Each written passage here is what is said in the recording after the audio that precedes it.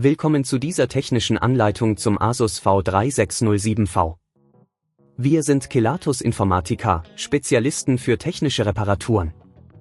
Wir holen dein Gerät direkt bei dir zu Hause ab, führen eine kostenlose Diagnose durch und schicken dir einen Kostenvoranschlag, bevor wir reparieren.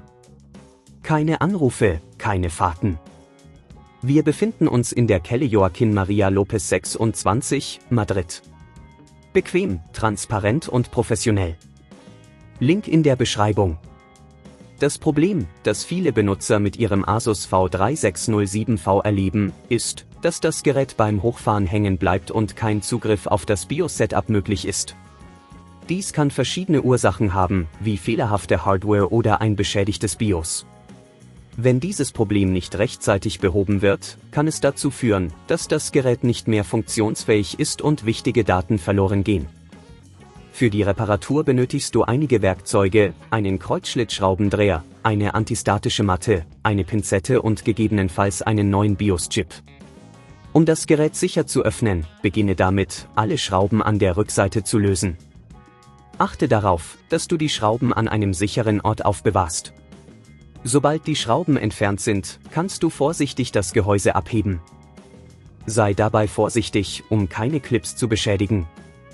Der fehlerhafte Bestandteil befindet sich in der Nähe des BIOS-Chips. Du kannst ihn leicht identifizieren, indem du nach einem kleinen, flachen Chip suchst, der mit einem Aufkleber gekennzeichnet ist. Um ihn zu entfernen, benutze die Pinzette, um die Halteklammern vorsichtig zu lösen. Achte darauf, die benachbarten Komponenten nicht zu beschädigen. Wenn du den BIOS-Chip entfernt hast, setze den neuen Chip ein, indem du ihn einfach in den vorgesehenen Slot drückst, bis er einrastet. Überprüfe, ob alle Kabel und Verbindungen sicher sind, bevor du das Gehäuse wieder schließt. Wenn dir das an dieser Stelle zu kompliziert wird, denk daran, dass wir bei Kelatos dein Gerät zu Hause abholen und es dir repariert zurückschicken. Jetzt, wo du das Gehäuse wieder befestigt hast, schraube alle Schrauben fest und stelle sicher, dass nichts wackelt. Um zu überprüfen, ob alles funktioniert, schalte das Gerät ein und achte darauf, dass es ohne Probleme hochfährt und du Zugang zum BIOS-Setup hast.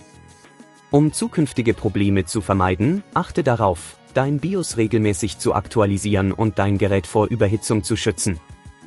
Überprüfe auch regelmäßig die Hardware und führe Wartungsarbeiten durch, um sicherzustellen, dass alles reibungslos läuft. Wenn du kein Risiko eingehen willst, bei Kelatos holen wir dein Gerät ab, reparieren es und liefern es dir nach Hause, deutschlandweit. Link in der Beschreibung.